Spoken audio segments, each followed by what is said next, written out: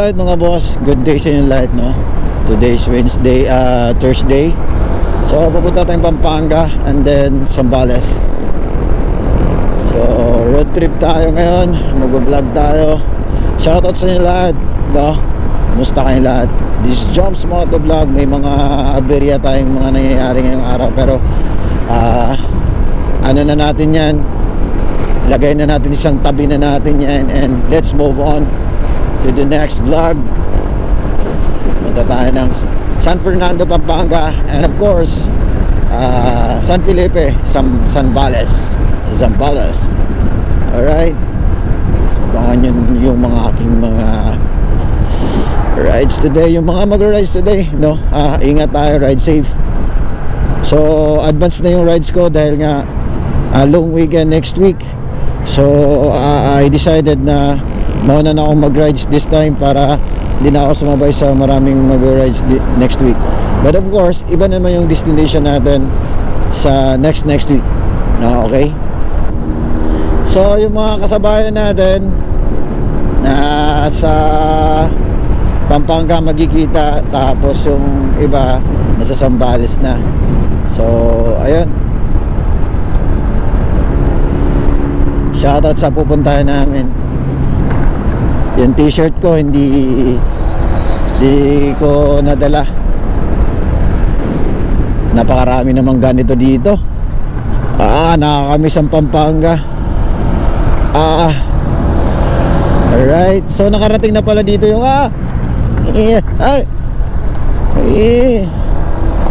ayan. Eto na naman, bago na to. Maraming bago dito. Oh, ito na naman. Ba't hindi na lang ito pinantay-pantay kasi?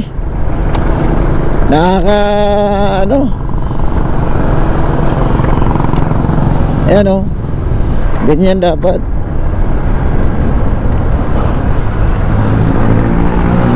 Wala akong matinong vlog ngayon.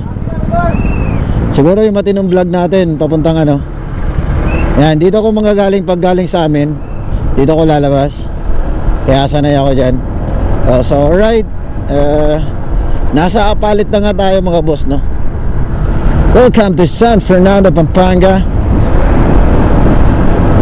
the home of giant lanterns.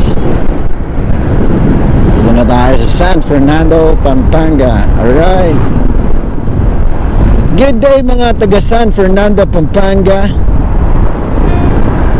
Kumusta kayong lahat? I am Joms Moto Vlog. I'm back here again. Sobrang tagal na rin. Alright, so back to the road.